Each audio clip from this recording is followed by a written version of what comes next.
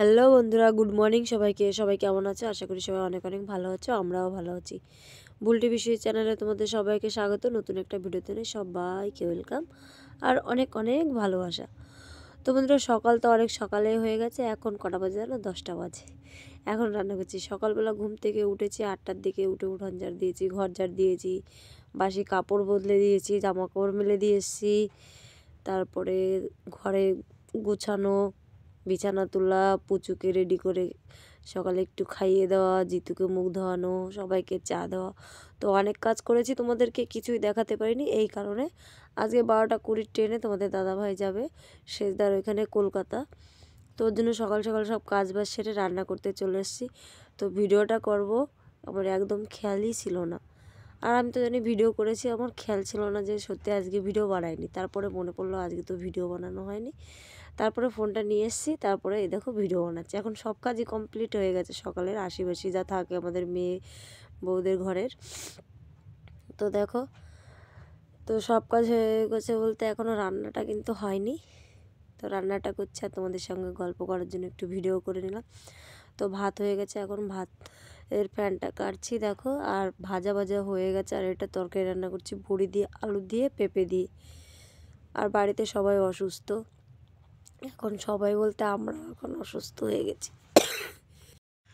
তো দেখো, ফ্যানটা কাটা হয়ে গেল আর এখন তরকারি রান্না করছি। তো তরকারিতে প্রথমে লবণটা দেওয়া গেছে, এখন হলুদটা দিয়ে ভালো করে নেড়ে নিচ্ছি।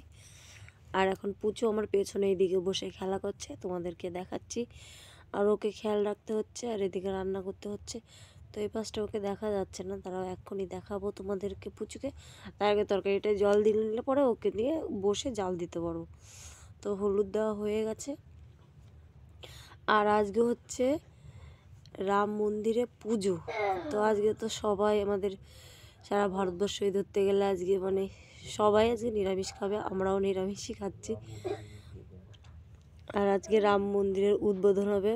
আজকে 60,000 বছর পরে রাম আজকে তার রাজত্বে ফিরছে।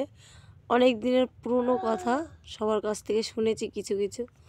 তো সব তো জানি না, কিন্তু রামায়ণ যখন দেখেছি তখন যেটুক দেখেছি এখন সব মনে পড়ছে না এটা।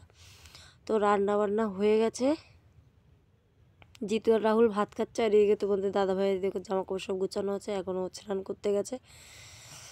আর সবার জন্য ভাত বেড়েছে, এখন সবাই খাবে। তো তোমাদের দাদাভাই খাওয়া হয়ে গেছে, রেডি হচ্ছে। আর এদিকে জামাইবাবুকে খেতে দিয়েছি, জামাইবাবু ভাত খাচ্ছে। আর ওইদিকে পুচুকে ঘুম পাড়িয়ে রেখে আমি এই দেখো কিছু ভিজে জামা কাপড় ছিল প্রথমে মেলে দিয়ে এসেছি, তারপরে দেখি আরও কিছু আছে সেইগুলো মেলতে এসছি। আর তোমাদের দাদাভাই ওই দেখো চলে যাচ্ছে। এখন 12টা বেজে গেছে, আর 20 মিনিট পরে ট্রেন যাবে। তো 20 মিনিটেও পৌঁছে যাবে। আমাদের বাড়ি থেকে 5 মিনিট লাগে ভায়না স্টেশনে যেতে। তো তোমাদের দাদাভাই তো এখন অটোতে করে যাবে। তা ওকে বাই বাই বলে চলে আসলাম। তারপরে জামা কাপড় মেলে দিয়ে এসেছি।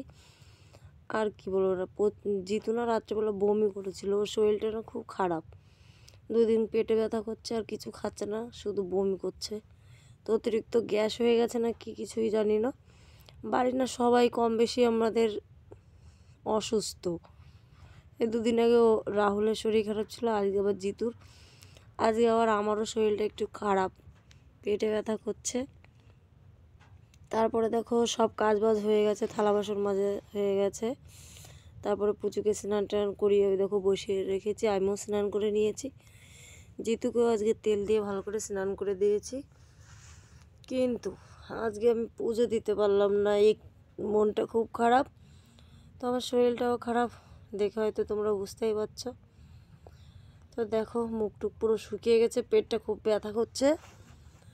তো যাই হোক, তারপরে দোকানে চলে এসেছি রেডি হয়ে, দোকানে বসেছি। আজকে এত শীত পড়েছে কি বলবো, আর এত খারাপ লাগছে, ঠান্ডায় মনে হচ্ছে যেন সব জমে গেছে। তারপরে দোকানে বসে একটু আগুন, আমি আর জিতু দুজনে মিলে ওইটার মধ্যে আগুন জ্বালিয়ে একটু হাত পা ছেঁকে নিলাম। তারপরে বাড়িতে চলে এসেছি। জিতুর তো শরীর ভালো লাগছে না, ও দেখো কান্না করছে শুয়ে শুয়ে। আর আমি ওর মাথায় হাত বুলে দিচ্ছি, এদিকে অঙ্কুশকে খুব জ্বালাতন করছে, খুব মারছে ওকে। আর ভাবছে যে ওরকম করলে তো অঙ্কুশের সঙ্গে খেলা করে ও, তাই অঙ্কুশের সঙ্গে ওরকম করছে, কিন্তু ও খুব কান্নাকাটি করছে। তো তোমাদের দাদাভাইকে বলেছি বাজারের থেকে আসার সময় ওর জন্য ওষুধ নিয়ে আসবে। আর অঙ্কুশও খুব চিল্লাচ্ছে দেখো। তো জানি না ছেলেটার কি হলো, খুব কান্নাকাটি করছে। এখন ওর পাশেই বসে থাকতে হবে। এদিকে অঙ্কুশকেও নিয়ে বসে আছে, একদিন ওই এদিকে ওকেও নিয়ে বসে আছি। যাই হোক, চলো রান্না বান্না করতে হবে, খেতে হবে। তো তোমাদের দাদাভাই এক্ষুনি চলে আসবে। এখন 8টা বাজে, এই 8টার ট্রেনটাই আসবে। তো দেখতে দেখতে তোমাদের দাদাভাই বাড়িতেও চলে এসছে, এই দেখো। তারপরে এই দেখো জিতুর জন্য আবার আসার সময় ওষুধও নিয়ে এসছে। এই যে ওষুধগুলো এখন জিতুকে সব খাইয়ে দেবো। তো একটা গ্যাসের ওষুধ আর একটা পেটে ব্যথার ওষুধ, আর এখানে এসে জ্বরের ওষুধ। তো যাই হোক, চলো ওষুধটা খাওয়াতে হবে, আগে জিতুকে ভাত খাওয়াতে হবে। তো এই দেখো থালা সব বেড়ে রেখেছি ধুয়ে, এখন ভাত বাড়বো। তো এখন সবাই ভাত খেয়ে নেব। তো খাওয়া দাওয়া হয়ে গেছে, এই দেখো থালা বাসন রেখে। এখন আমি ভাত খেয়েছি সবার লাস্টে, আর এত ঠান্ডা হাত মনে হচ্ছে যেন মেলতেই পারছি না। তারপর গ্যাস জ্বালিয়ে হাতটা একটু ছেঁকে নিলাম। তারপরে জিতু আর অঙ্কুশকে দুইজনকেই ঘুম পাড়িয়ে রেখে দিয়েছি। তো এখন মশারিটা ভালো করে টানিয়ে দেবো। আর প্যান্ডেল বিছানা করছি দেখো।